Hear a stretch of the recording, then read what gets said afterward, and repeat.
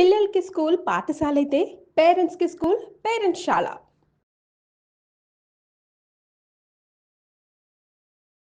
వాగర్థావివ సంపృక్తౌ వాగర్థ ప్రతిపత్తయే జగతః పితరౌ వందే పార్వతీ పరమేశ్వరౌ. ఆదిత్యాయ చ సోమాయ మంగళాయ బుధాయ చ గురుశుక్ర శనిభ్యశ్చ రాహవే కేతవే నమః. శృంగేరి జగద్గురు పీఠాధిపతులకి, కంచి పీఠాధిపతులకి నమస్కారములు తెలియచేసుకుంటూ కార్యక్రమాన్ని ప్రారంభిద్దాం. జూలై నెల 16వ తారీఖు నుంచి 31వ తారీఖు వరకు ద్వాదశ రాశుల వారికి సంబంధించినటువంటి శుభ అశుభ ఫలితాలు, ఏ రోజుల్లో మానసికంగా ఆనందంగా ఉంటారు, ఏ రోజుల్లో అసంతృప్తి ఆందోళనతో ఉంటారు, అలాగే ఏ రోజుల్లో ఖర్చులు ఎక్కువగా ఉంటాయి, ఏ రోజుల్లో ఆదాయ మార్గాలు ఎక్కువగా ఉంటాయి, ఉద్యోగ సమస్యలు, ఇలాంటి వివరాల గురించి క్లుప్తముగా తెలియజేసే ప్రయత్నం చేస్తాను. కాబట్టి వీక్షించేటువంటి ప్రేక్షకులకి చిన్న గమనిక, మీరు మీ యొక్క జన్మ నక్షత్రం ఏదైతే ఉంటుందో ఆ నక్షత్రం ప్రకారం ఉన్నటువంటి రాశినే మీరు పరిగణనలోకి తీసుకోవాలి. నామ నక్షత్రం పేరు మీద ఉన్నటువంటి రాశిని తీసుకోకూడదు. జన్మ నక్షత్రం లేని వాళ్ళు నామ నక్షత్రం పేరు మీదనే చూసుకోవాలి. పైగా చాలామంది సన్ జొడాయిక్ సైన్ అంటే ఈ మంత్ నుంచి ఈ మంత్ మధ్యలో పుట్టినటువంటి వాళ్ళు ఒక రాశికి చెందుతారని చెప్పి సూర్యమాన సిద్ధాంతం ప్రకారం ఉంటుంది. అది ఈ చెప్పబోయేటువంటి ఫలితాలకి అది ఏమాత్రం కూడా సరిపోదు. అది విషయాన్ని గమనించుకొని చూసుకోవాలి. కాబట్టి జన్మ నక్షత్రము, జన్మ రాశి లేదా ఈ రెండు లేకపోతే నామ నక్షత్రము, నామరాశి మీద ఉన్నటువంటి వివరాలనే మీరు ఆ రాశి ప్రకారమే చూసుకుంటే మీకు రమారమిగా మీ ఈ చెప్పబడే ఫలితాలు మీకు సరిపోతాయని చెప్పవచ్చు. ఇక కార్యక్రమంలోకి బయలుదేరదాం. సింహరాశిలో జన్మించినటువంటి వారికి జూలై 16వ తారీఖు నుంచి 31వ తారీఖు వరకు ఏ విధంగా ఉండబోతుందో తెలుసుకునే ప్రయత్నం చేద్దాం. ఈ రాశిలో జన్మించినటువంటి వారికి గురువు సంపూర్ణముగా అనుకూలంగానే ఉన్నాడు.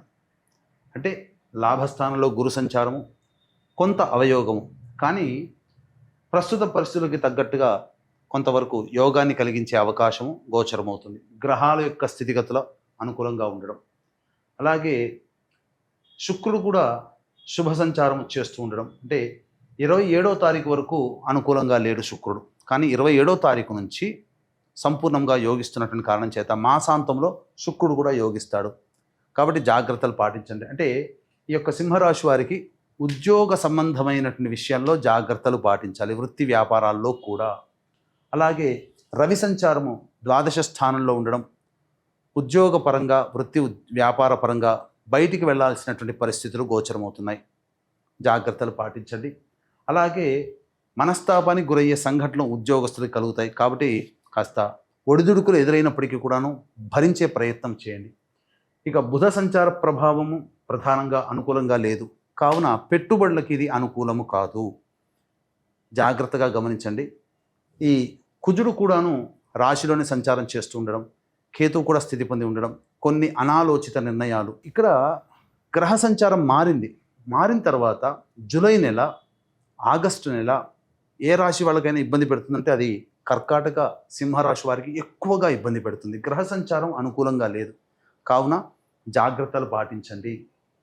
ఇక 29వ తారీఖు నుంచి 2వ స్థానంలో కుజుడు సంచరిస్తున్నటువంటి కారణం కుటుంబ సభ్యులతో వాగ్వివాదాలు కలుగుతాయి. ఏ తర్వాత జాతకరీత్యా ఒక్క శుక్రుడు కూడా, అంటే మాసాంతంలోనే తప్ప మిగతా గ్రహాలు, సప్తమ రాహు కానీ అష్టమ శని మళ్ళీ వక్రీకరించి ఉన్న కారణం చేత సప్తమ భావ ఫలితాలు. ఒక్కటి ఏంటనంటే వివాహ సంబంధమైనటువంటి విషయాల్లో ఏవైనా కొంత మార్పులు జరుగుతాయి. అయితే ఏ తర్వాత ఓవరాల్గా గ్రహ సంచారం కర్కాటక రాశి వలనే సింహరాశి వారికి కూడా అనుకూలముగా లేదు. పిశాచ యోగ ప్రభావము మీకు ఏర్పడబోతుంది. ఇక్కడ ఆల్రెడీ 13 జూలై నుంచి ప్రారంభమైంది.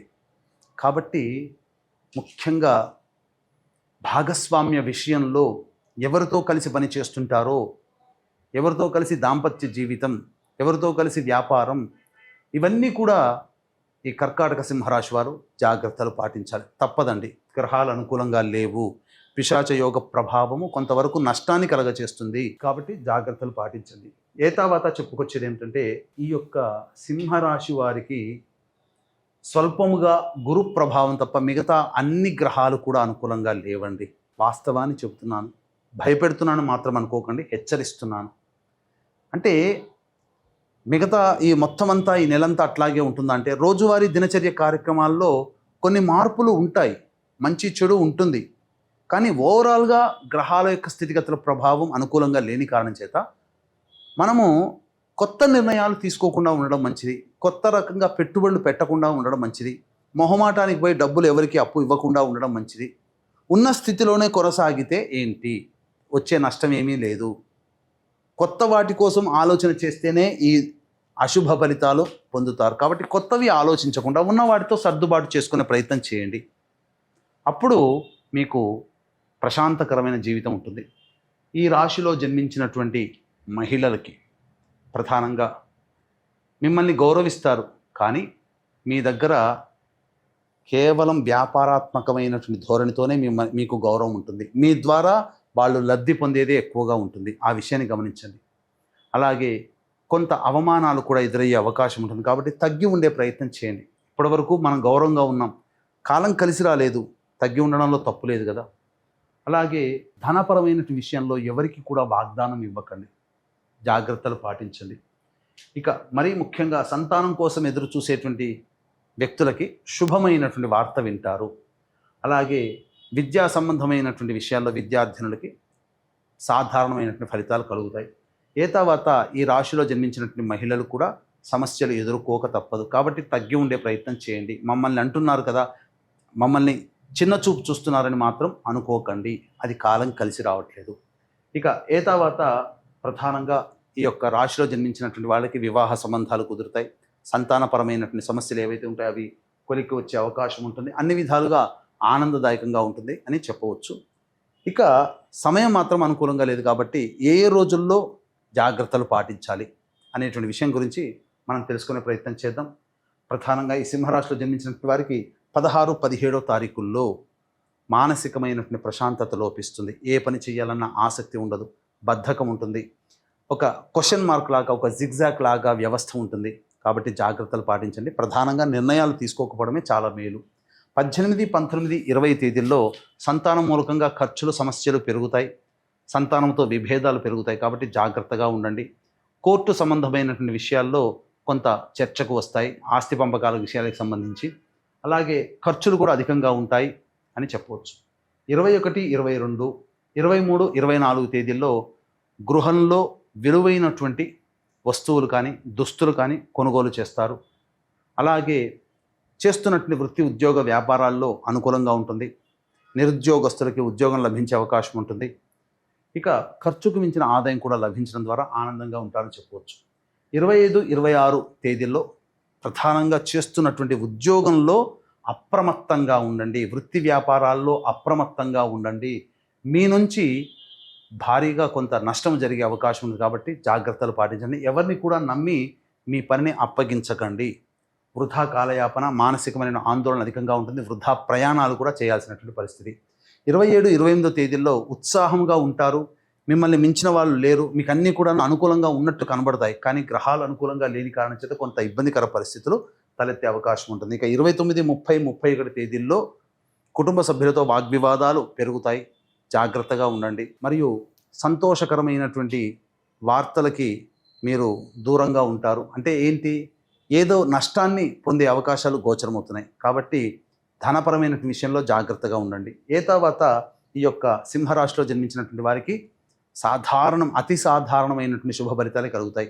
ఇట్టి సమస్యల నుంచి బయటపడడం కోసం శివుని యొక్క ఆజ్ఞ మేర కాశీక్షేత్రంలో అమావాస్య మరియు గురువారము పునరుసు నక్షత్రం కలిసినటువంటి జూలై 24వ తేదీన మీ జాతకరీత్యా కలుగు విద్య, వివాహ, ఉద్యోగ, దాంపత్య, అనారోగ్య సమస్యల నివారణకి మరియు మేష, మిథున, కర్కాటక, సింహ, కన్య, వృశ్చిక, ధనస్సు, కుంభ, మీన రాశిలో జన్మించినటువంటి వారికి ఈ యొక్క దోష పరిహారార్థమై సర్వదోష నివారణ పూజల హోమాలలో భాగంగా క్షేత్రపాలకురాలు వారాహి, క్షేత్రపాలకుడు కాలభైరవుడితో పాటుగా ప్రత్యంగిర, బగలాముఖి, రాజశ్యామల, సుదర్శన హోమాలు జరిపించడం జరుగుతుంది.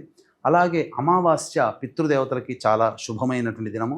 అందున కాశీక్షేత్రంలో గనక చేసినట్లయితే పితృదేవత అనుగ్రహం వలన సకల శుభాలు కలుగుతాయి.